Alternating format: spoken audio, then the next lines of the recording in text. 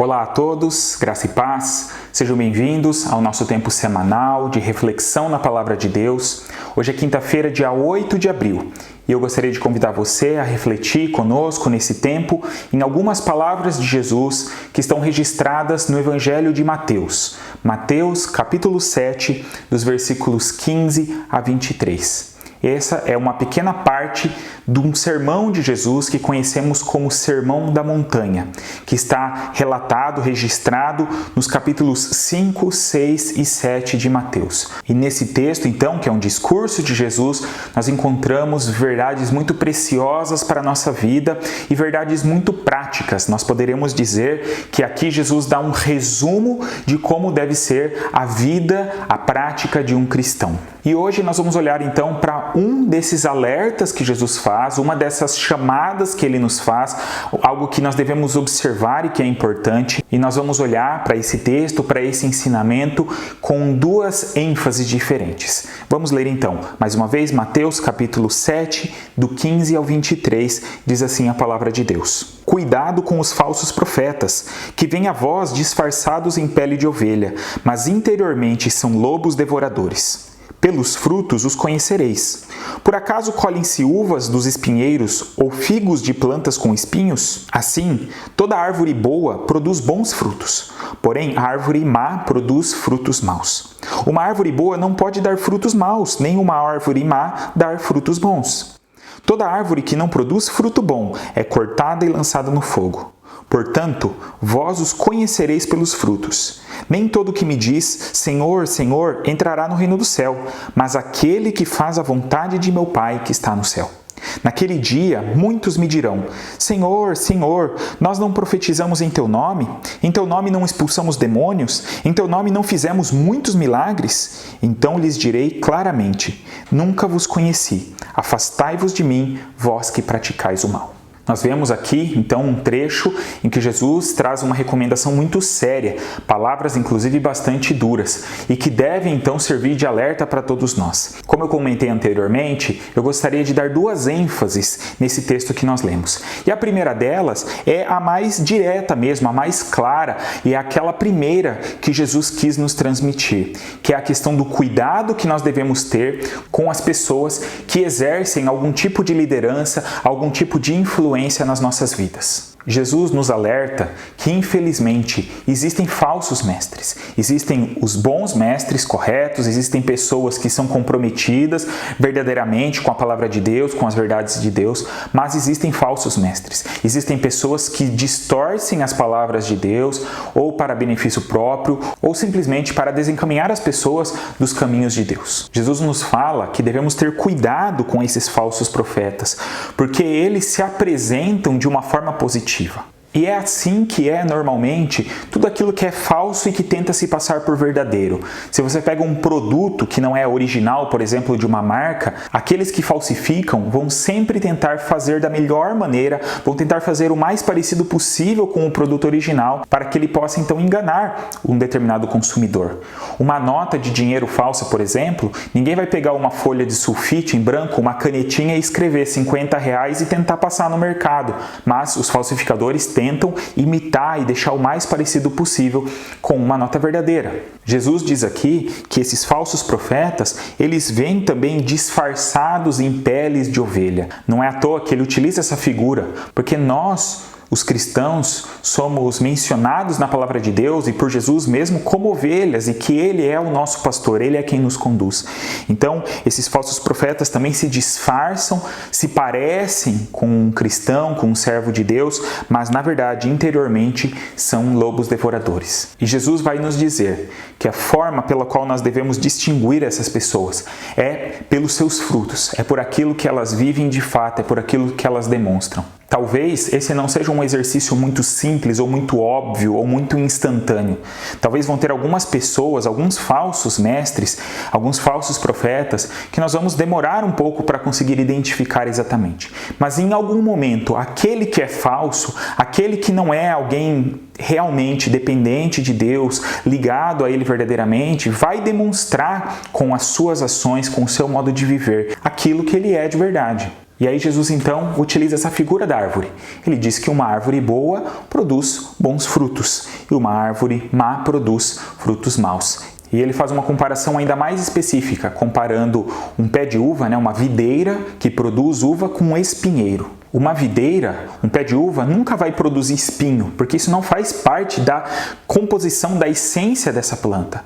E um espinheiro nunca vai ser capaz de produzir uvas. E assim, então, é distinguida uma árvore boa de uma árvore má. E o que me chama a atenção nesse texto e que deve nos fazer ficar mais alertas ainda, é que Jesus vai falar então de um grupo de pessoas, e Jesus utiliza o termo naquele dia, que é o dia em que todos compareceremos diante de Deus, e ele diz que então haverão pessoas que vão dizer: Senhor, em teu nome nós fizemos muitas coisas, em teu nome inclusive nós expulsamos demônios, nós operamos milagres, sinais e maravilhas. Isso já nos dá a indicação, então, que estes não são os frutos que nós devemos procurar na vida de alguém. Porque muitos que são, na verdade, falsos profetas, demonstram, ou aparentam demonstrar esse tipo de poder, esse tipo de capacidade, mas, na verdade, eles utilizam o nome de Deus para benefício próprio, para se autopromover. Quando nós pensamos na Bíblia e nesse conceito de frutos, logo nos vem à mente aquele texto de Gálatas, em que Paulo fala qual é o fruto do Espírito, o que a vida de alguém que foi transformado por Deus deve produzir. E Paulo diz que o fruto do Espírito é amor, alegria, paz, longanimidade, benignidade, bondade, fidelidade, mansidão e domínio próprio.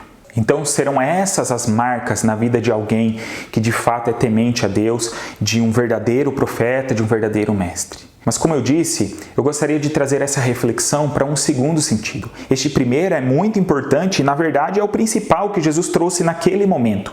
Porque naquela época, então, já haviam pessoas e nós vemos Jesus embatendo com esses líderes religiosos que utilizavam de uma posição que se diziam ser grandes homens de Deus, mas que, na verdade, estavam completamente distantes dele. Precisamos ter cuidado com essas pessoas. Mas eu gostaria de trazer essa reflexão para um nível pessoal, para cada um de nós. Porque é muito importante nós olharmos para a nossa própria vida, para perceber aquilo que nós estamos produzindo. Porque muitas vezes nós temos facilidade de olhar para os outros e questionar os frutos da vida da outra pessoa. Mas a grande questão é o que eu tenho produzido, o que a minha vida tem produzido. Quando alguém olha para mim, quando alguém caminha comigo, o que ela percebe? Quais são os frutos que ela pode colher dessa convivência comigo? Será que são esses frutos que nós citamos lá de Gálatas? Ou será que na nossa vida, ao invés de frutos, se encontram espinhos? Eu creio que essa é uma reflexão muito necessária para esse tempo que nós vivemos. Porque com essa disseminação do ódio, da discórdia em tantos meios na nossa sociedade, nós vemos muitos que se dizem cristãos envolvidos e militando nisso. E ao invés de transmitirem o amor de Deus e darem bom testemunho do Evangelho de Jesus, estão mais preocupados em atacar, em odiar, em excluir, em afastar as pessoas. Assim como um espinheiro faz. Ao invés de prover para as pessoas um fruto que vai alimentar, que vai sustentar, que vai socorrer as pessoas nas suas necessidades. E essa reflexão precisa iniciar com cada um de nós. Eu preciso pensar sobre a minha própria vida e cada um de nós precisa pensar o que nós temos produzido. Será que a minha vida está alinhada de fato ao Evangelho de Jesus? Neste momento, Jesus está mais para o final já do Sermão da Montanha. Ele já deu muitas orientações práticas. Se você tem dúvida de como deve ser a sua vida, releia Mateus capítulos 5, 6 e 7. Se a gente conseguir cumprir aquilo que Jesus nos ensina nesses capítulos, já será com certeza um belo início da postura, da conduta que nós devemos ter neste mundo como cristãos. E se lermos esse texto com sinceridade, nós vamos ver que somos profundamente desafiados por ele e que ainda haverá, com certeza, questões a serem trabalhadas na nossa vida para que a gente viva verdadeiramente aquilo que Deus tem para cada um de nós. Para encerrarmos essa reflexão, eu gostaria de recorrer a algumas outras palavras de Jesus que estão registradas em outro evangelho, o Evangelho de João, capítulo 15, em que Jesus faz mais uma vez o uso dessa figura de linguagem de uma árvore. E agora ele diz que nós somos como os ramos, os galhos de uma árvore. E no versículo 5 de João, capítulo 15, ele diz: Eu sou a videira, vós sois os ramos.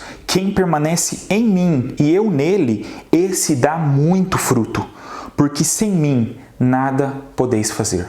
Aqui nós encontramos então a chave, o caminho para que possamos de fato dar bons frutos. Precisamos estar ligados, conectados com Jesus. Nós não somos e nunca seremos capazes de gerar bons frutos por nós mesmos. Podemos ter o maior esforço possível, mas não conseguiremos, porque enquanto estivermos nessa realidade, neste mundo, neste corpo não glorificado, nós seremos limitados, falhos. Mas há uma promessa de Jesus aqui para nós, de que se nós estivermos nele, permanecermos nele e ele em nós, nós daremos muito fruto. Então, resumindo aquilo que vimos nesse tempo, as recomendações que Jesus tem para as nossas vidas é que nós tomemos cuidado a quem nós estamos ouvindo, a quem nós estamos seguindo. Precisamos ver se de fato essas pessoas estão alinhadas com a palavra de Deus. Mas isso não basta. Devemos também olhar para as nossas vidas e procurar observar se nós estamos produzindo frutos verdadeiros de um cristão, de um filho de Deus, de um seguidor de Jesus Cristo.